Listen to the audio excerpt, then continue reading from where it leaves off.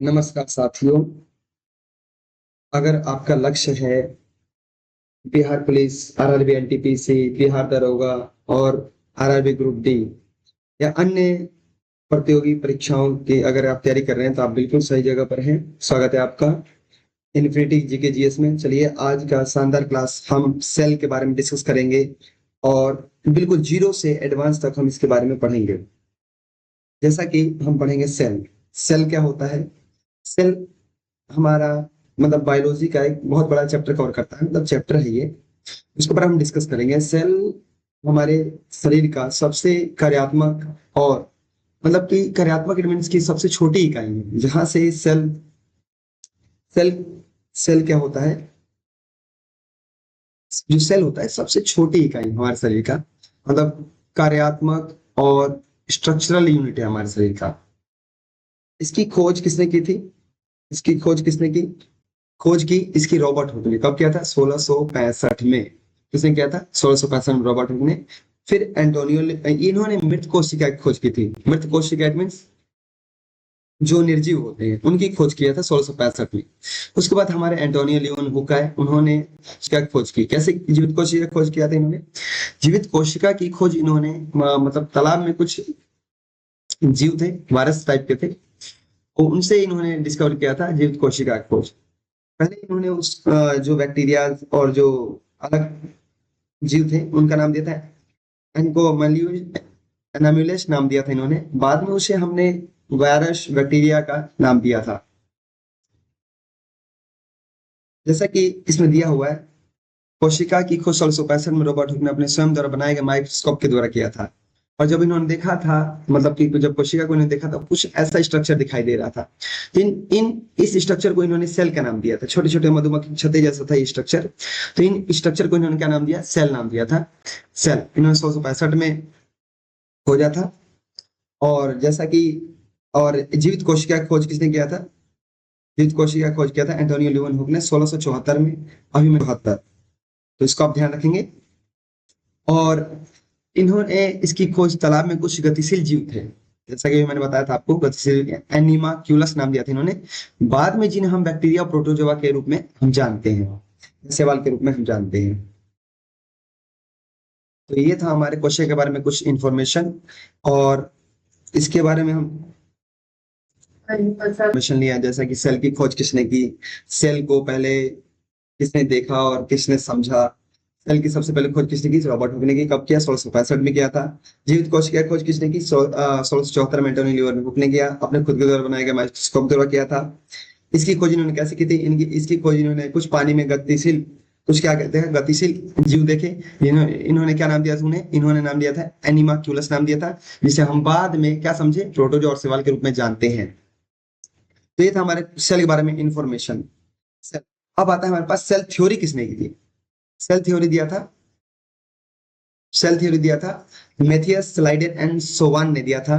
Theodore सोवान ने दिया था। कब दिया था? 1800 1838 और 1839 में दिया था। किसने दिया था? मैथियस स्लाइडेन एंड थियोडोर सोवान ने दिया था। इसको हम शॉर्ट में बोलते हैं स्लाइडेन एंड सोवान बोलते हैं।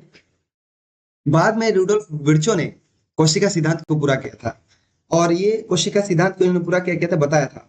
इन्होंने कहा था कि जो कोशिका होती है, जो कोशिका जीवित जीव की सूक्ष्मतम इकाई है। क्या है? कोशिका जीवित जीव की, कोशिका जो होती है जीवित जीव की क्या है? सूक्ष्मतम इकाई है। सूक्ष्मतम इकाई है, जैसा कि ये दिया हुआ है। कोशिका क्या है? जीवित जीव की सूक्ष्मतम इकाई है।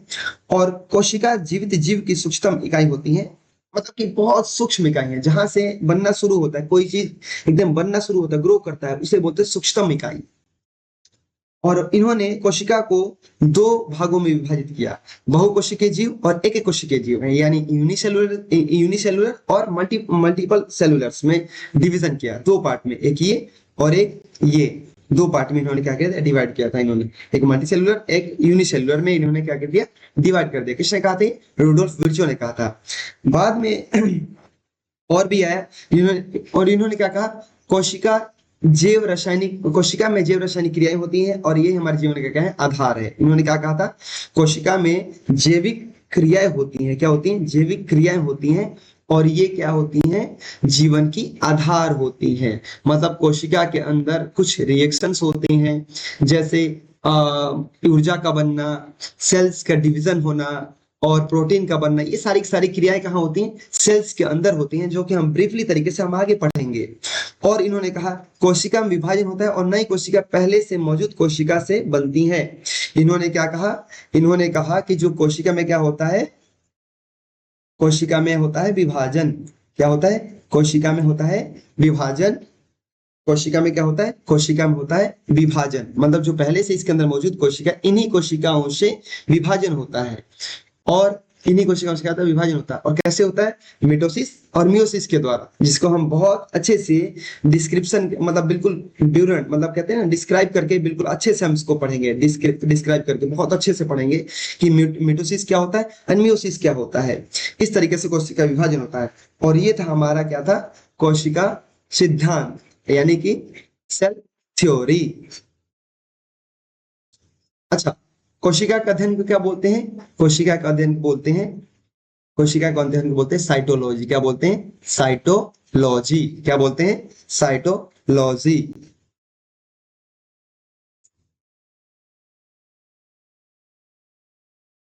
कोशिका के बारे में कुछ मतलब कि महत्वपूर्ण तथ्यों को समझते हैं। जैसे जीव विज्ञान के जनक कौन थे? अरस्तु थे। जीव विज्ञान के जनक कौन थे? अरस्तु। ये हमारा अरस्तु है। जीव विज्ञान कौन है? अरस्तु थे। और वनस्पति विज्ञान के जनक कौन थे? थियोफ्रेस्टर थे। कुछ महत्वपूर्ण तथ्य हैं। सबसे लंबी कोशिका कौन सी होती है? माइकोप्लाज्मा। क्या होती है? सॉरी, सबसे छोटी कोशिका क्या होती है? माइक्रोप्लाज्मा। सबसे लंबी कोशिका होती है न्यूरॉन्स, होती हैं हमारे शरीर में ही होती है न्यूरॉन्स। और सबसे बड़ा कोशिका कौन सा? शतुरमुर्ग कांडा। और सबसे छोटा मानव में कोशिका कौन सी होती है? मानव का स्पर्म, जिसे हम शुक्राणु बोलते हैं। और मनुष्य में ही, मानव शरीर में ही पाया जाने वाला सबसे बड़ा कोशिका कौन सा था? ओवम, यानी कि एग, यानी अंडाणु। और कोशिका की खोज किसने की थी? आपको जैसा कि मैंने बताया था, एंटोनी ल्यूवन हुक ने 1674 में। और मृत कोशिका खोज किसने की थी? रॉबर्ट हुक ने 1665 में। ये कुछ महत्वपूर्ण तथ्य थे जिन्हें आप हमेशा याद रखिएगा, और ये पेपर में पूछे भी जाते हैं, महत्वपूर्ण तथ्य है ये। अब आता है हमारे पास टाइप्स ऑफ सेल, मतलब कोशिका के कितने प्रकार होते हैं। कोशिका के जो होते हैं दो प्रकार होते हैं। कितने होते हैं? टू टाइप ऑफ सेल होता है। एक होता है एनिमल सेल और एक होता है प्लांट सेल। क्या होता है? प्लांट सेल होता है। अच्छा, प्लांट सेल क्या होता है? यानी पशु कोशिका। यानी पादप कोशिका कौन से होते हैं? पादप, देखो, एनिमल सेल क्या होते हैं? जो जिन कोशिकाओं से मतलब कि जीवधारी मिलकर बने होते हैं, उसे क्या बोलते हैं? हम एनिमल सेल बोलते हैं। क्या बोलते हैं? एनिमल सेल, यानी जीव कोशिका बोलते हैं। क्या होते हैं? प्लांट सेल वो होता है जिन कोशिकाओं से प्लांट मिलकर क्या होते हैं? बने होते हैं। क्या होते हैं? बने होते हैं। जिससे क्या बोलते हैं हम? प्लांट सेल बोलते हैं। क्या बोलते हैं? प्लांट सेल बोलते हैं। अच्छा, इसके बारे में हम बिल्कुल डिस्कस से पढ़ेंगे।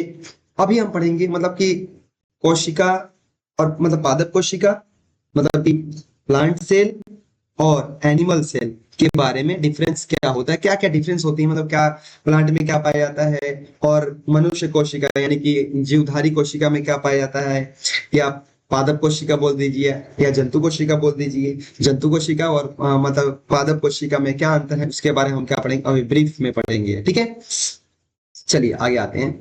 जैसा कि अब आता है हमारे पास एनिमल सेल। ये रहा हमारे पास एनिमल सेल और ये होता है प्लांट सेल।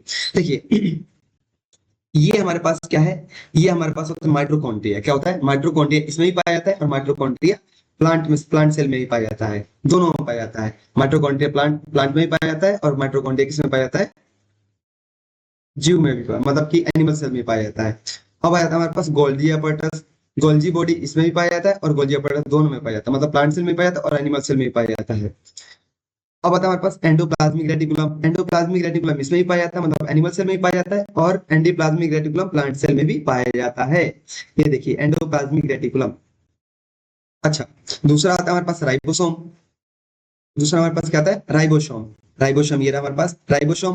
हमारे पास एनिमल सेल में भी पाया जाता है और राइबोसोम हमारे में, ये राइबोसोम हमारे प्लांट सेल में भी पाया जाता है, इसमें भी पाया जाता है राइबोसोम। ठीक है, आप ये भी याद रखेंगे। अब आता है हमारे पास में न्यूक्लियस। न्यूक्लियस एनिमल सेल में बीच में पाया जाता है, बिल्कुल बीच में, बिल्कुल बीच में। बट न्यूक्लियस प्लांट सेल में कॉर्नर पे पाया जाता है। कहाँ पाया जाता है? कॉर्नर पे पाया जाता है। अच्छा, जो एनिमल में जो भोजन होता है यानी फूड, क्या फूड किस फॉर्म में स्टोर होता है? इसमें होता है फैट और ग्लाइकोजन, क्या ग्लाइकोजन के फॉर्म में स्टोर होता है, किसमें, एनिमल में। बट प्लांट में क्या होता है, प्लांट में फैट और ये फैट और स्टार्च के फॉर्म में क्या होता है, स्टोर होता है, किसमें, फूड। इसमें कौन सा फूड, मतलब कि फूड एनिमल से में किस फॉर्म में, एनिमल में जो फूड होता है वो किस फॉर्म में स्टोर होता है, एनिमल में जो फूड होता है वो फैट प्लस ग्लाइकोजन के फॉर्म में क्या होता है, स्टोर होता है। बट प्लांट सेल में क्या होता है, प्लांट सेल में फैट प्लस स्टार्च के फॉर्म में क्या होता है, फूड स्टोर होता है। ये बात याद रहेगी बिल्कुल। जो एनिमल में होता है जो सेल, उसमें एक लेयर होता है, यानी सेल मेम्ब्रेन पाया जाता है, ओनली सेल मेम्ब्रेन। इसमें होता है सेल वॉल, फिर होता है सेल मेम्ब्रेन, यानी दो लेयर पाए जाते हैं इसमें। जो सेल मेम्ब्रेन होता है ये प्रोटीन और फॉस्फोलिपिड्स के मिलकर बने होते हैं, मतलब फॉस्फोलिपिड्स प्रमुख तौर पर पाया जाता है इसमें। बट इसमें क्या पाया जाता है, सेल वॉल। सेल वॉल अलग अलग पादपों में अलग अलग से मिलकर बना होता है। जैसे जो सेल वॉल है, जो सेल वॉल हमारे पास सेवाल में सेलुलोज को बना होता है, सेवाल में सेलुलोज को बना होता है। और ये वायरस में किस में पाया जाता है, पेप्टिडोग्लाइकन का बना होता है, मतलब ये दूसरा लेयर पे पाया जाता है। और सेल वॉल किसका बना बना होता है, प्रोटीन का बना होता है। अच्छा, जो सेल मेम्ब्रेन, जैसे कि मैंने बताया था, सेल मेम्ब्रेन किसका बना होता है, प्रोटीन और फॉस्फोलिपिड्स के बने होते हैं। आइए थोड़ा इसको डिटेल से पढ़ते हैं अभी, है ना। बिल्कुल, देखिए, जैसा कि हमने अभी अभी डिफरेंस हमने पढ़ा था, बिल्कुल। ये पादप कोशिका में, पौधों की कोशिका में कोशिका भित्ति पाई जाती है, बिल्कुल पाई जाती है। इसमें कोशिका भित्ति नहीं पाई जाती है, मतलब पशु कोशिका में क्या नहीं पाया जाता, कोशिका भित्ति नहीं पाई जाती है। इसमें कोशिका झिल्ली पाई जाती है, इसमें भी कोशिका झिल्ली पाई जाती है। इसमें प्लास्टाइड्स पाए जाते हैं, लेकिन मशरूम और कवक में प्लास्टाइड्स नहीं पाया जाता है। ठीक है, ध्यान रहेगा बिल्कुल। अभी बताएंगे हम प्लास्टाइड्स क्या होते हैं। प्लास्टाइड्स के कारण ही पौधों में हरा रंग पाया जाता है, जो उसके बारे में बिल्कुल डिटेल से पढ़ेंगे। बाद में आता है हमारे पास इसमें पशु कोशिका यानी जंतु कोशिका में प्लास्टाइड्स नहीं पाया जाता है। अब आता है हमारे पास में न्यूक्लियस। इसमें न्यूक्लियस कॉर्नर पे होता है, जैसे कि मैंने पीछे बताया था। इसमें न्यूक्लियस कहाँ पाया जाता है, इसमें न्यूक्लियस बिल्कुल बीच में पाया जाता है, सेंटर में पाया जाता है। अब आता है हमारे पास इसमें माइटोकॉन्ड्रिया पाया जाता है, इसमें भी माइटोकॉन्ड्रिया पाया जाता है। माइटोकॉन्ड्रिया इसमें ज्यादा संख्या में पाया जाता है, किसमें, जंतु कोशिका में।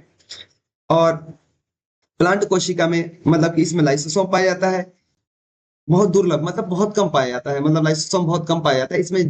लाइसोसोम पाया जाता है, बहुत अच्छे से ठीक ठाक पाया जाता है। इसमें जो भोजन का जो स्टोरेज होता है किस फॉर्म में होता है, इसमें भोजन का स्टोरेज होता है स्टार्च और वसा के फॉर्म में होता है। और इसमें भोजन का स्टोरेज किस फॉर्म में होता है, इसमें भोजन का स्टोरेज होता है वसा और ग्लाइकोजन के फॉर्म में होता है। याद रहेगा ये बात बिल्कुल।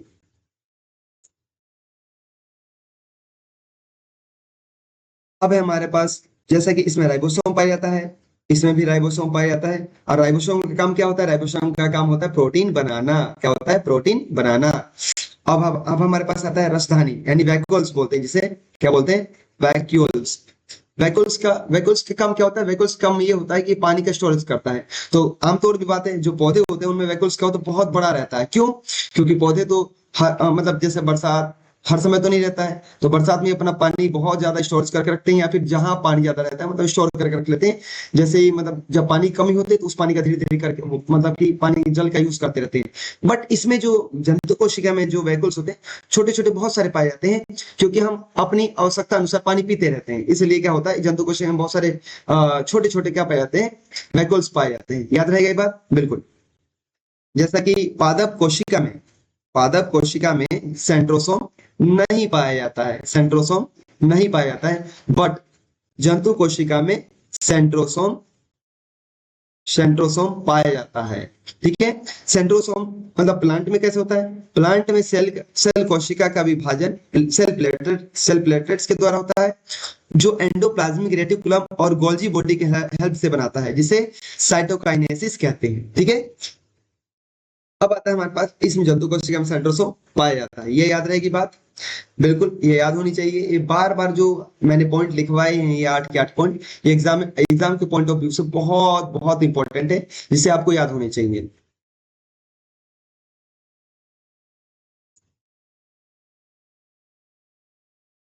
नेक्स्ट पॉइंट है हमारा कोशिका की संरचना। क्या होता है? कोशिका की संरचना। क्या पढ़ेंगे हम? कोशिका की संरचना। कोशिका की संरचना में हमारे मतलब कि कोशिका की संरचना किस प्रकार से होती है?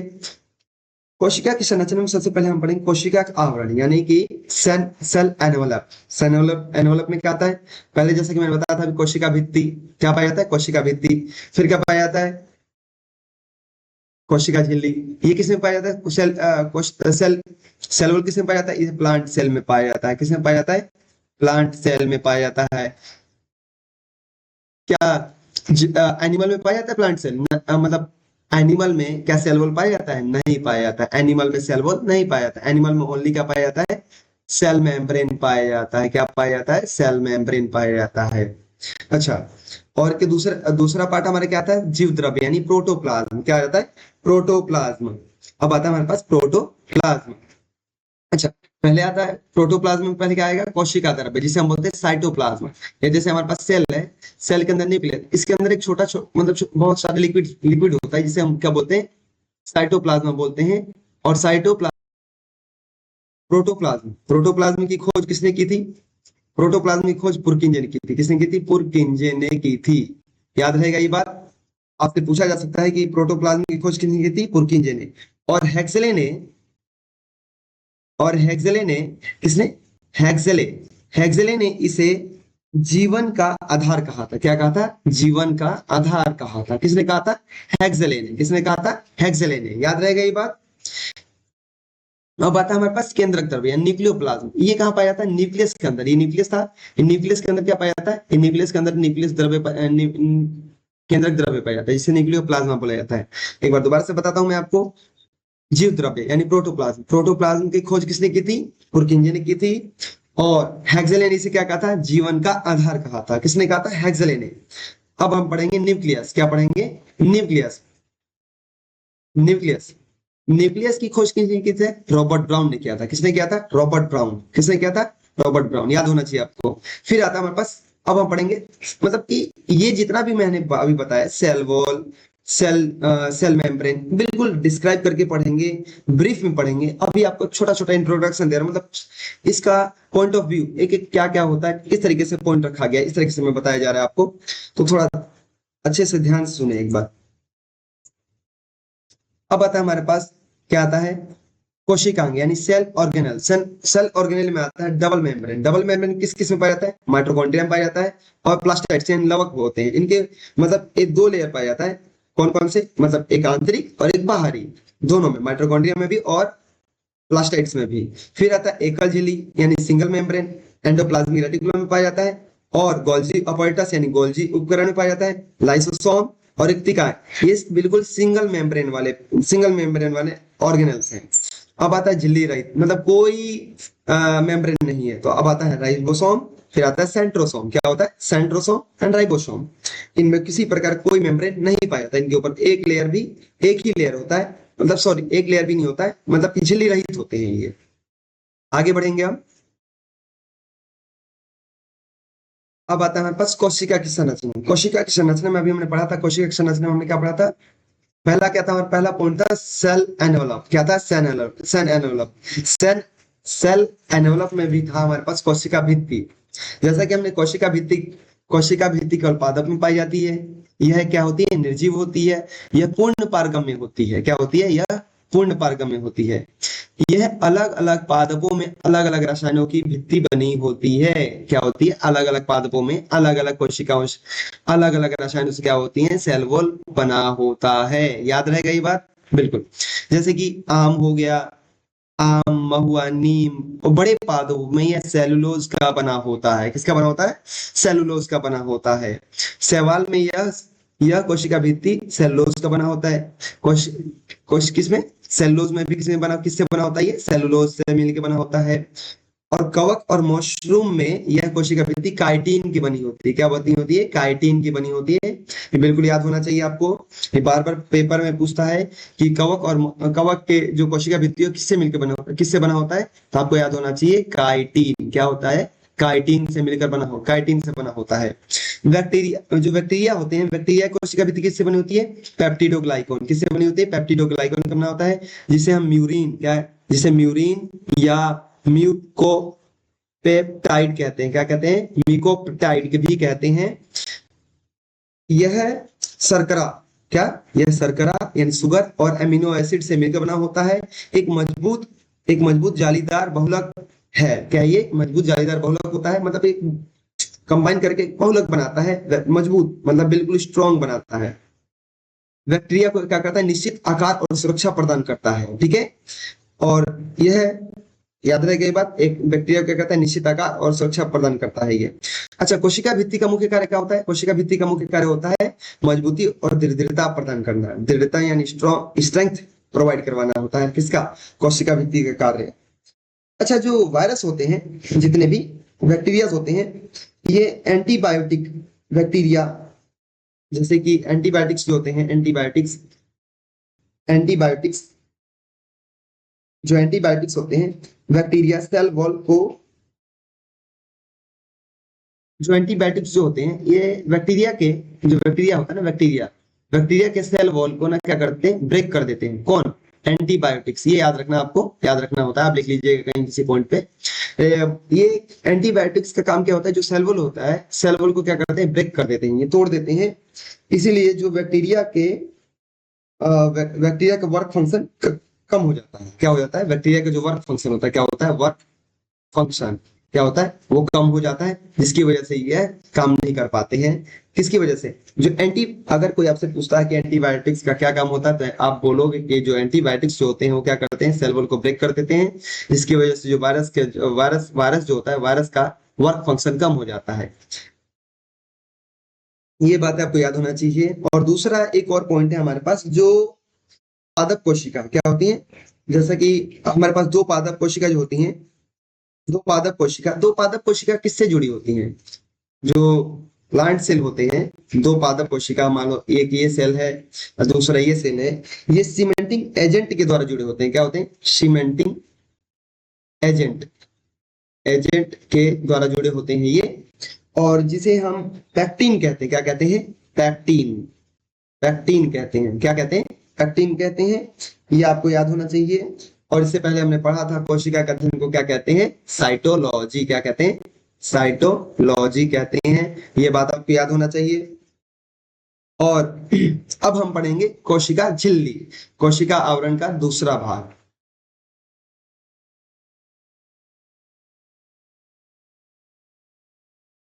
अब आता है हमारे पास कोशिका झिल्ली।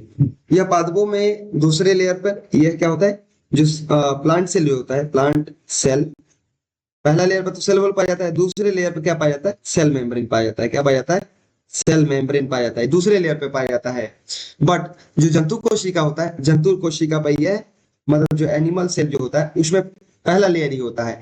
यह अर्ध पारगम्य झिल्ली होती है, यानी सेमी परमेबल मेम्ब्रेन होता है। क्या होता है? सेमी परमेबल, से इससे सेमी परमेबल मेम्ब्रेन भी बोला जाता है। क्यों इसको सेमी परमेबल मेम्ब्रेन क्यों कहा जाता है? इसको सेमी परमेबल मेम्ब्रेन इसलिए कहा जाता है, क्यों? क्योंकि यह अर्ध चयनात्मक होता है, क्योंकि यह उन्हीं पदार्थों को सेल के अंदर आने देता है जिनकी सेल को जरूरत होती है, और उनको नहीं आने देता है जिनको सेल की जरूरत नहीं होती है।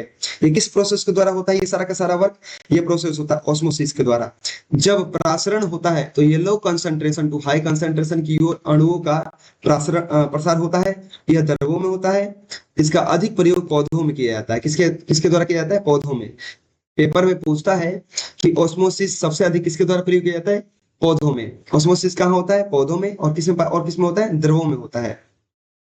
दूसरा हमारे पास ये आता है डिफ्यूजन। क्या होता है? डिफ्यूजन। यह विसरण होता है। यह हाई कंसंट्रेशन, ये क्या था? लो कंसंट्रेशन, या यह है high concentration to low concentration की ओर अणुओं का प्रसार होता है। किसमें होता है? डिफ्यूजन में होता है। जैसे कि आपने देखा होगा कि अगर घर के एक कोने में अगर आप अगरबत्ती जलाते हो, तो यह गेट के बाहर तक अगरबत्ती का सुगंध आने लगता है। इसे कहते हैं डिफ्यूजन, मतलब कि high concentration to low concentration की तरफ अणुओं का विस्तार होना, यानी प्रसार होना।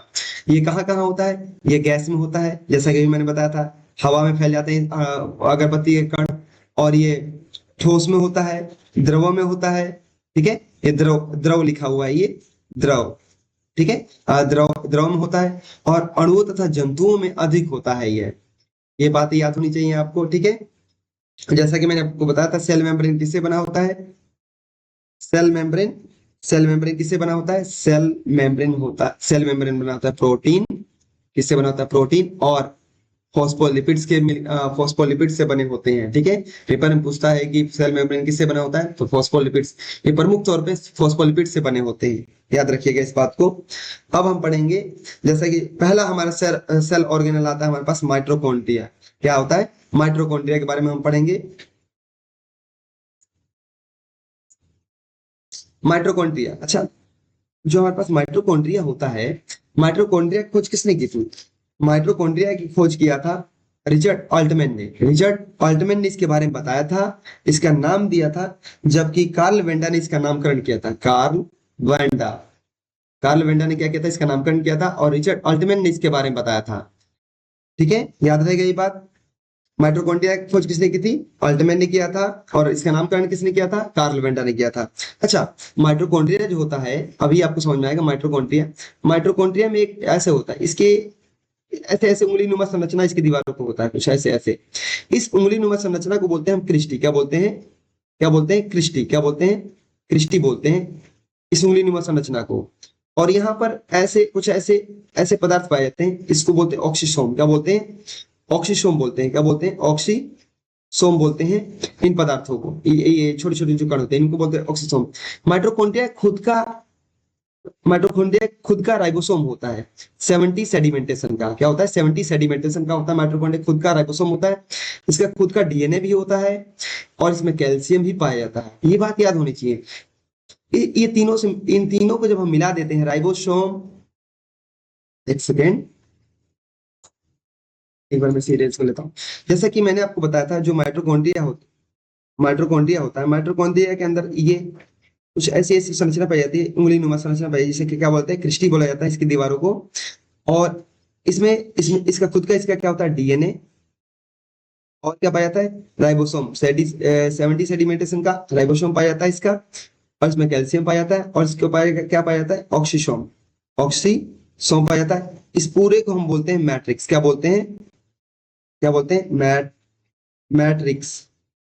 क्या बोलते हैं? मैट्रिक्स बोलते हैं। क्या बोलते हैं? मैट्रिक्स बोलते हैं। अच्छा, माइटोकॉन्ड्रिया का काम क्या होता है? माइटोकॉन्ड्रिया का काम होता है ऊर्जा बनाना। क्या बनाना? ऊर्जा बनाना। इसे power house of the cell भी कहते हैं। क्या कहते हैं? Power house of the cell कहते हैं।